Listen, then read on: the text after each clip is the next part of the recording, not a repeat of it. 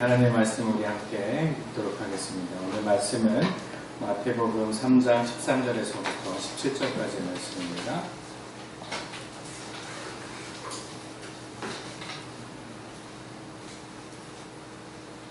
마태복음 3장 13절서부터 17절까지 말씀, 저와 여러분이 한 절씩 교독하여 읽도록 하겠습니다.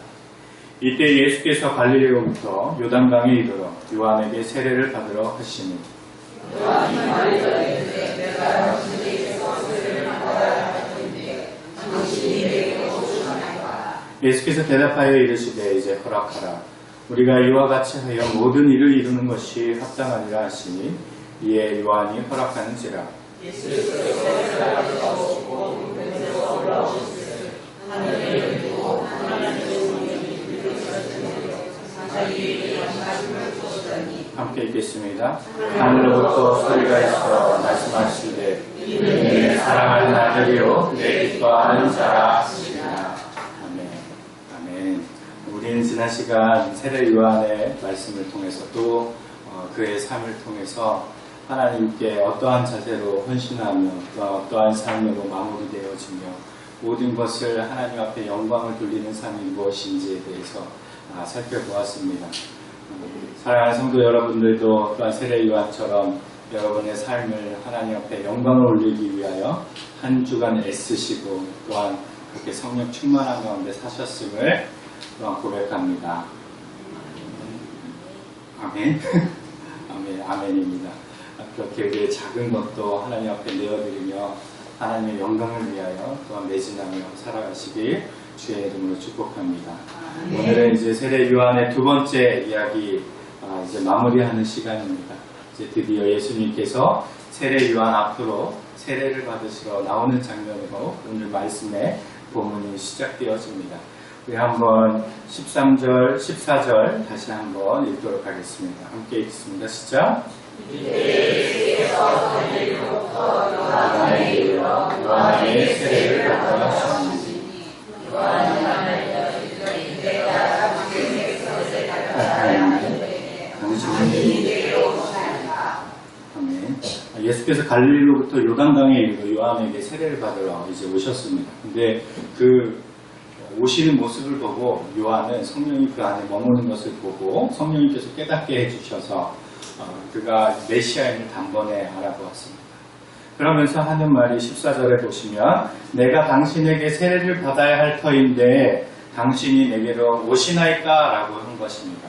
그렇다면 예수님께서는 세례를 받을 수 없는 분이시다. 혹은 내가 대신 받아야 하는 자인이 나를 세례를 주십시오. 라는 그런 세례 요한의 뜻이 될 텐데 왜 그렇다면 우리가 질문을 하나 던질 수가 있겠죠. 왜 예수님은 세례를 받지 않으셔도 되는가? 그죠? 다른 말로 말하면 왜 예수님을 굳이 세례를 받으러 요한에게 나오셨을까? 하는 질문을 던질 수 있을 것입니다. 세례라는 것에 대한 정의를 여러분 아십니까? 세례를 받으실 때 여러분 어떤 고백 속에서 세례를 받으셨는지요? 세례라는 것은 자신의 죄에 대해서 예수님과 연합하여 죽고 또한 예수님과 연합하여서 부활의 신체를 얻어서 우리가 다시 살아날 것이다 라는 것을 믿음으로 고백하는 그런 의식이지요. 그것을 모든 회중 앞에서 또한 하나님 앞에서 내가 그런 믿음이 있는 자요 또한 그러한 고백 속에서 신자됨을 선포하는 의식이 바로 세례입니다. 결국 세례라는 것은 가장 먼저 선제되어야 될 것이 무엇이냐면 죄사함의 고백입니다. 그렇죠? 그러면 세례 요한이 예수님을 보았을 때 예수님 안에 죄가 발견되었을까요? 안 발견되었을까요? 에 대한 질문을 할 수가 있겠죠. 성경의 기록에 보면 예수님은 완전한 하나님과 동시에 완전한 인간으로 이 땅 가운데 오셨기 때문에 그 안에 죄가 없음을 스스로 증거하고 있습니다. 히브리서 4장 15절 말씀을 함께 우리 살펴보도록 하겠습니다. 히브리서 4장 15절입니다. 함께 읽겠습니다. 시작.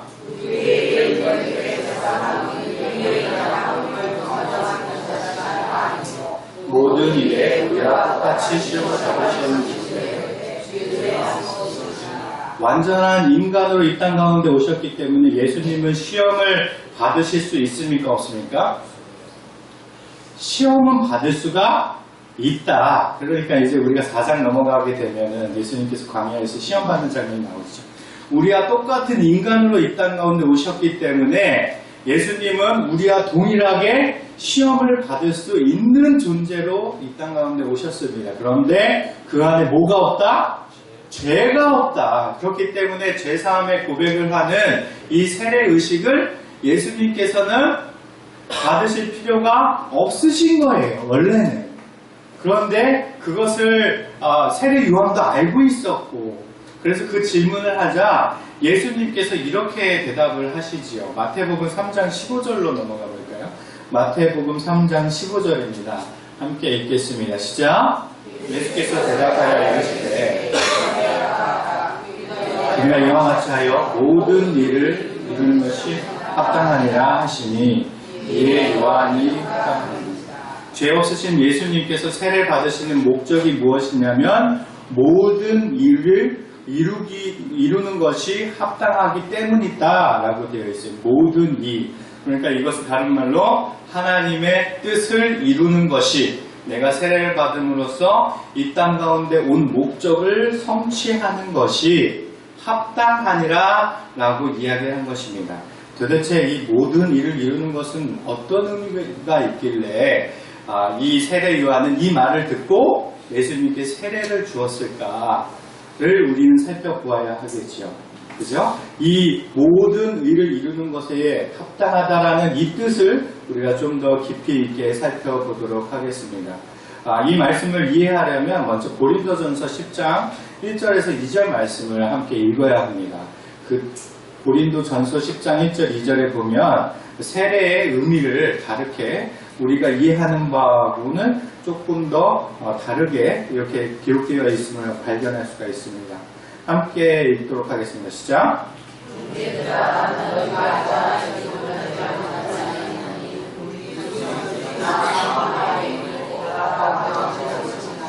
모세에게 속하여 다 구름과 바다에서 세례를 모세에게 속하여 다 구름과 바다에서 세례를 받고 라는 것으로 되어 있어요. 이게 무슨 말인지 혹시 아시겠습니까? 모세에게 속하여, 이거는 영어로는 인 모세라고 되어 있어요.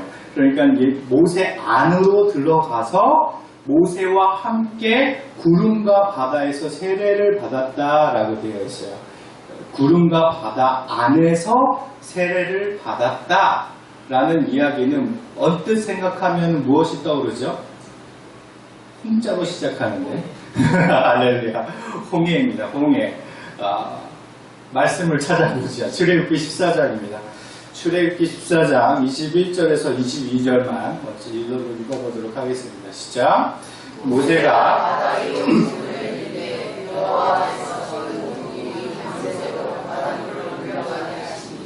물이 갈라져 바다가 마른 땅이 되니라. 이스라엘 자손이 바다 가운데를 육지로 걸어가고 물은 그들의 좌우의 벽이 됐다. 그러니까 이 이스라엘 백성이 애굽에서부터 나와서 이제 광야로 들어가려고 하는데 그 앞에 딱 홍해가 있는 거예요. 그러니까 그 홍해를 보고 뒤에는 누가 쫓아옵니까? 애굽의 그런 적군들이 쫓아오고 있고 앞에는 막혀 있고, 그러니까 모세에게 또 하나님에게 원망을 하죠. 애굽에는 죽을 데가 없어서 우리를 이곳으로 끌고 나와서 다 죽게 하느냐, 이런 원망을 합니다. 이에 모세가 하나님 앞에 기도를 하죠. 하나님, 저들을 다 죽게 하시겠습니까? 구원해 주십시오. 라고 했더니 하나님께서 네가 왜 나한테 나와서 기도하냐? 라고 얘기하십니다. 너희는 가만히 있어 하나님이 하시는 일을 이제 바라보라 라고 명령하신 다음에 모세에게 지팡이를 이렇게 홍해를 향해서 쫙 들게 합니다. 밤새 들게 한다라고 기록되어 있죠. 그러니까 영화에서처럼 우리가 딱 이렇게 모세가 홍해 앞에 서서 짠 하니까 훅 갈라지는 게 아니에요. 모세는 밤새 그것을 들고 서 있었던 거예요. 그러니까 서서히 말랐다라고 할 수가 있겠죠. 근데 보니까 이 갈라짐이 제 상식으로는 동풍이 불어가지고 갈랐다면 한쪽 면에만 이렇게 물이 쌓여 있어야 될 것 같은데, 그죠? 말랐고 동풍이 말으면은 이렇게 갈라져가지고 벽을 이루고 이 가운데로 사람이 이제 지나갈 수 있게 해야 되는데, 성경 말씀에 보면은 22절에 좌우의 벽이 됐다라는 거예요. 좀 이해가 되시나요? 이렇게 한편으로 말랐고 여기 땅이 생겼는데 그 옆쪽에도 사실 물이 이제 말랐으니까 여기에도 물이 없어야 되는데 여기에도 물을 남겼다라는 거예요. 하나님께서 그러니까 동풍이 불어서 세워놓으시고 이쪽은 흘러가지 않도록 막으신 거예요. 왜냐하면 이스라엘 사람들이 다 지나갔을 때 애국 장병들이 물이 확 쳤을 때 그 안으로 들어가서 수장되어져서 죽게 하기 위한 하나님의 계획이 있었기 때문에 좌우의 벽을 이렇게 쌓아 만들어 놓으셨다라는 거죠. 이것이 하나님께서 행하신 것입니다. 그런데 이 표현을 가지고 성경에 보면은 모세에게, 고린도전서 10장 2절에 모세에 속하여서 다 구름과 바다에서 세례를 받고 라고 기록되어 있습니다. 그러니까 이스라엘 백성이 그 홍해가 갈라짐과 그 마른 땅을 걸어가서 나오는 행위를 모세 안에서 세례를 받는 것으로 이 고린도전서는 해석을 해 놓은 거예요. 그래서 그 세례에 대한 참된 의미는 모세 안으로 들어가서 죽지 아니하고 다시 그와 함께 마른 땅을 건너서 사는 것, 이것이 세례라는 거예요.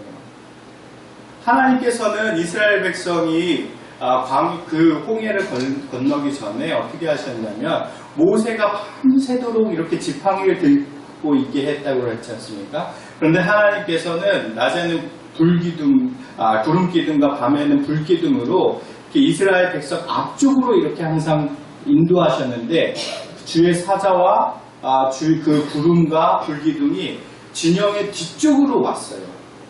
옮겨왔어요. 들고 있는 순간에. 그래서 이스라엘과 이 애굽 사이에 중간에 껴서 이스라엘 백성이 지금 무엇을 하는지 알 수 없도록 안개와 불기둥으로 가리움을 하셨다라는 거죠. 그리고 이스라엘 백성은 그 가운데 모세와 함께 그 마른 땅을 건넜다라는 것을 의미하는 것이 우리의 인생을 살펴보면, 대입해서 보면 우리가 살다 보면 함께 찾아오는 생활의 어려움과 공부함과 시험과 환난과 두려움이 찾아오지 않습니까? 그렇죠? 누군가가 나의 뒤에서 쫓아오는 것 같고, 그렇죠? 나는 앞장서 나아가려고 하는데 곧 나를 이렇게 잡아서 무너뜨리려고 하는 것 같고, 나는 더 앞으로 쭉 나아가는 인생을 살고 싶은데 내 앞에 커다란 장막이 있어서 도저히 나아갈 수 없는 그런 사방이 막힌 두려움과 걱정과 근심의 때가 있을 때가 있다는 것이죠. 그때에 아무것도 할 수 없는 인생이 하나님을 의지하여 바라보면 그 가운데서 하나님께서 무엇을 해주신다? 길을 열어주신다.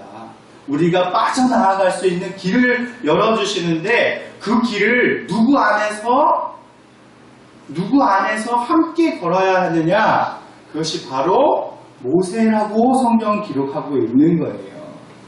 모세는 예수 그리스도의 예표로서 그림자로서 그 역할을 감당한 것이겠죠. 그래서 참된 이 세례의 의미를 살펴보자면 우리의 인생에 실패하고 좌절하고 두려움과 낭만과 근심과 걱정이 있는 가득한 인생 중에 나는 여기서 도저히 살 수 없습니다. 내 이 상태에서는 나는 혼자 헤쳐나아갈 수 없습니다. 나는 이제 죽을 것만 같습니다. 주님! 나를 도와주시고 나를 건져주십시오. 인생에 그렇게 나는 할 수 없다라는 항복 속에서 하나님의 일하심을 기대하는 자들에게 예수 안으로 들어가 그 죽을 수밖에 없는 그 땅을 걸어가게 하는 것. 그 걸어감이 쉬운 것도 아니겠죠. 왜냐하면 좌우에 물벽이 있으니까. 그 예수 안에 들어가 사는 것조차 쉬운 것은 아니라는 거예요.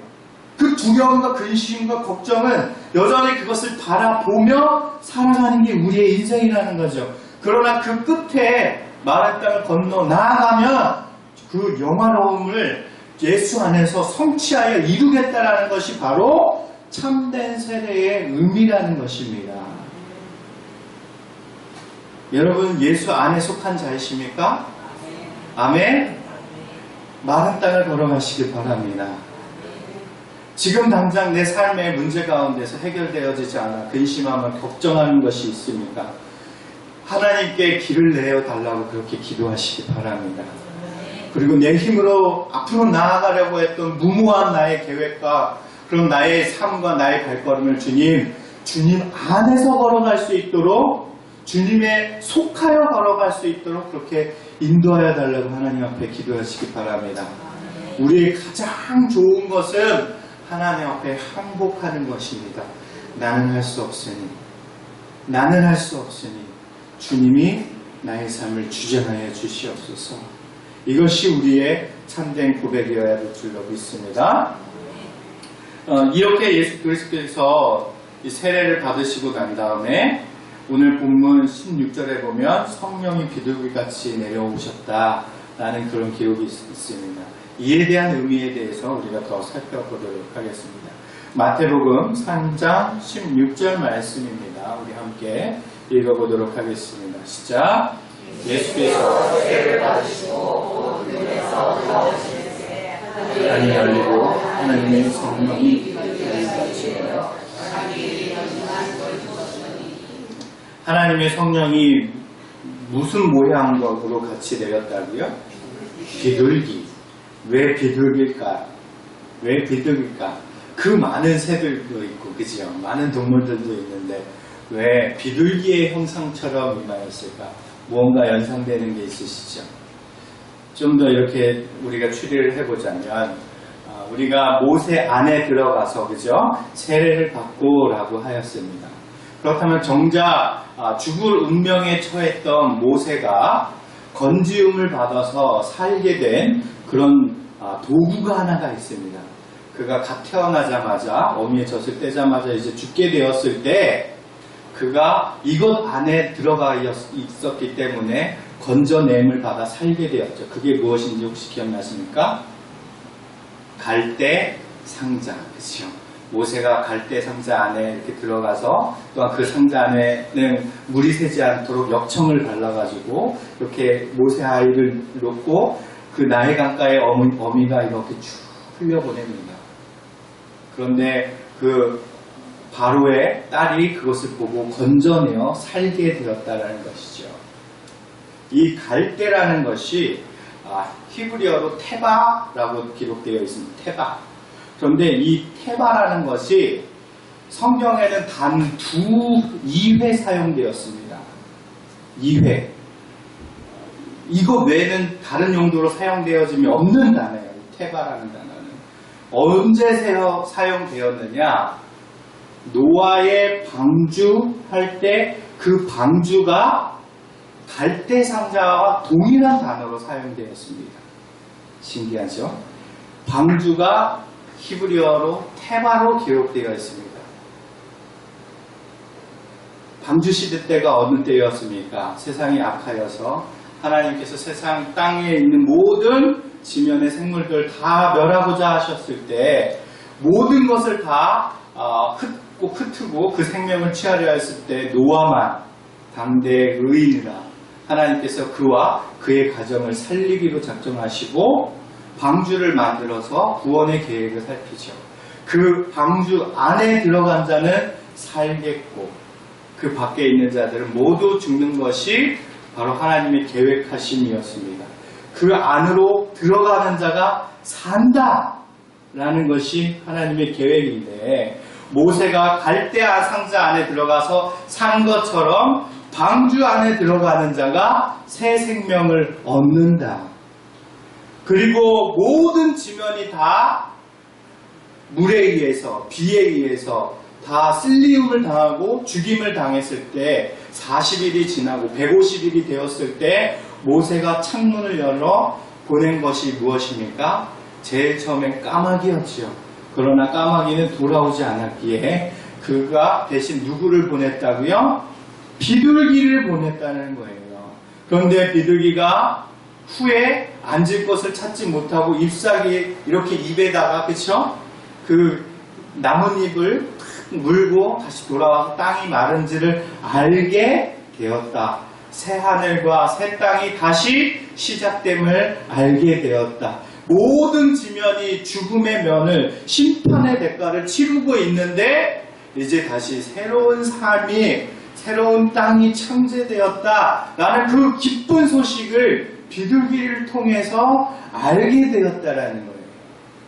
때문에 예수께서 세례를 받으실 때 하늘의 성령이 비둘기의 형상과 같이 온 것은 이제 어두움의 세대는 끝났다. 죄악됨의 세대는 끝났다.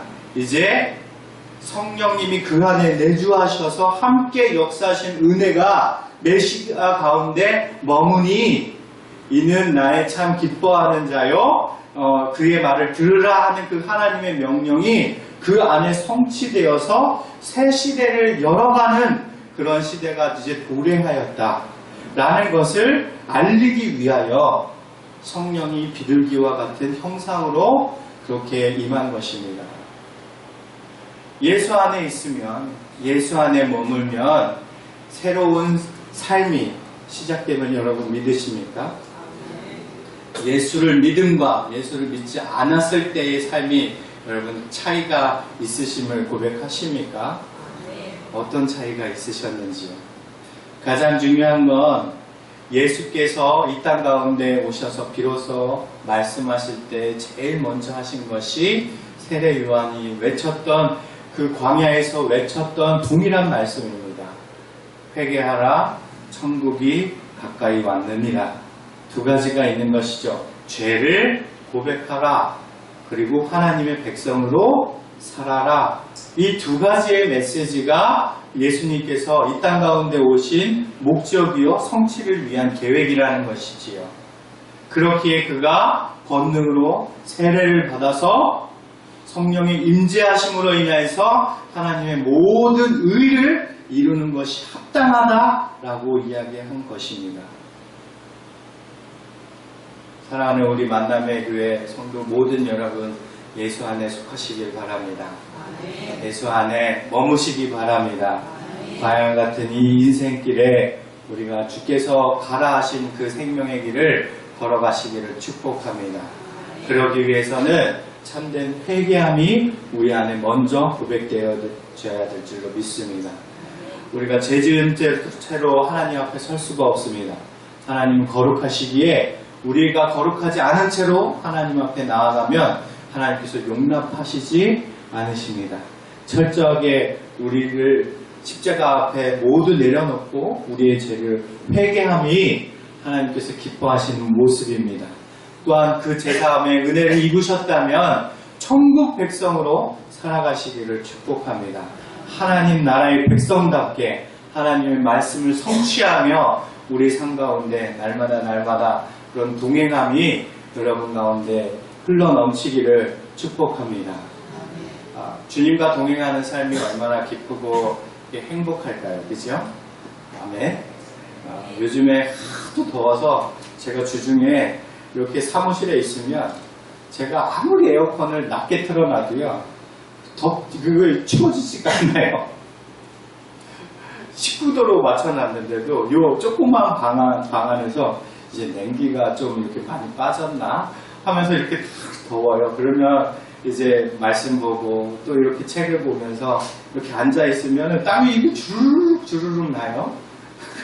그러면 이제 화장실 가서 한번 세수하고 또 이렇게 바깥에 누가 지나가나 이렇게 보고, 그래서 전도할 만한 대상 보이면 얼른 내려가서 또 이렇게 지고 올라오고 또 땀 나면 또 닦고 맨날 이러고 있는데 이게 얼마나 행복하고 즐거운지 모르겠습니다. 예전에 제가 부교육자의 삶을 살 때는 말씀 전하는 게 우선이 아니었어요. 그렇죠? 부교육자는 말씀 전하는 것이 아니라 교회적으로 행사를 잘 기획하고 이루어가는 것, 그리고 예배가 잘 진행되도록 여러 업무를 보는 것, 그리고 뭐 신방 가는 것, 뭐 이게 전부 저의 어떻게 보면 사역의 전부였는데 이젠 담임 목회를 하니까 사역의 내용이 완전히 바뀌었어요. 가장 중요한 건 말씀 보는 것, 그리고 전도하는 것. 이것이 저의 삶의 전부인 것처럼 그렇게 하루 종일 살아가고 있습니다. 제가 너무 웃긴 건 꿈속에서도 요즘 말씀을 읽어요. 신기하시죠? 그래본 적 있으십니까? 제가 꿈속에서 막 설교하는 꿈을 꿔요. 말씀을 계속 읽다 보니까. 그리고 제가 그 용돈의 3분의 1은 책을 사는데 사용하고 있습니다, 요즘에. 그래서 맨날 그 필요한 책들을 이렇게 맨날 사고 또 인터넷에서 파일로 된 거 이렇게 구하고 뭐 이러면서 하루 종일 하나님의 말씀을 이렇게 읽으면서 그렇게 살아가는데 이 꽉 채워졌다고 할까요? 꽉 찬 듯한 이 충만함이 내 안에 이렇게 흐르는 것이 얼마나 감사하고 기쁜지 모르겠습니다. 여러분에게도 그러한 은혜가 있으면 얼마나 좋을까요? 라는 그런 생각에 제가 그것을 기대하며 하루하루 새벽마다 그렇게 기도하고 있습니다. 제 안에 있는 충만이 우리 모든 성도들에게 흘러가기를 하나님 기대하고 소망합니다.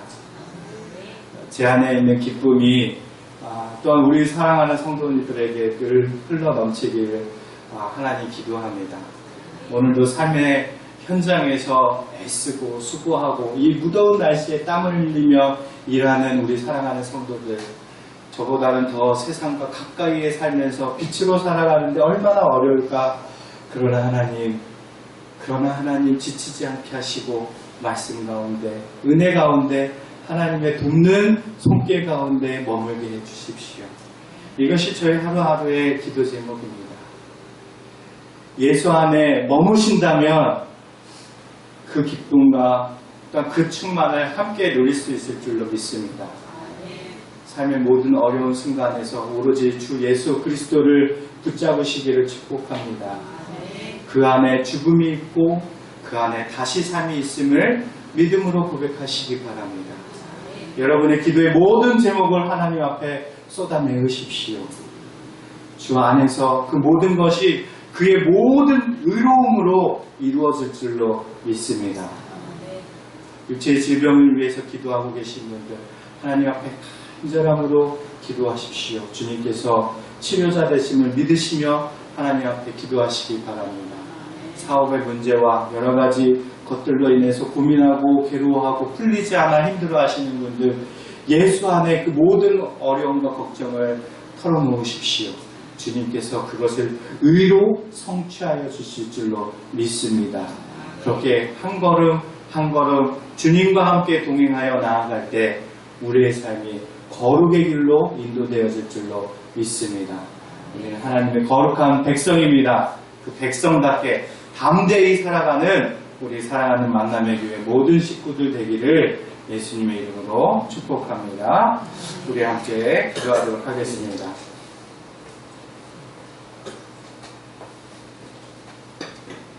이 시간 우리가 주님 앞에 기도할 때 주님, 우리가 주님과 함께 동행하며 주님 안에서 죽고 주님 안에서 다시 삶을 믿음으로 고백하게 하여 주시옵소서. 삶의 어려움 속에서 주님을 의존하게 하여 주시고 주님 안에 머물게 하심으로 그 모든 어려움의 역경을 뚫고 나아갈 수 있도록 주님 인도하여 주시옵소서. 오직 주님만을 의존하며 그렇게 주님께 간구하는 삶을 살게 하여 주시고 사막에서 길을 만드시는 그 생명의 주께서 또한 우리의 앞길을 또한 열어주실 줄로 믿사오니 주님 그렇게 길을 열어주시옵고 동행하시며 은혜로서 건져주시며 축복을 허락하여 주시옵소서. 우리 함께 기도하며 나아가도록 하겠습니다. 함께 기도합니다.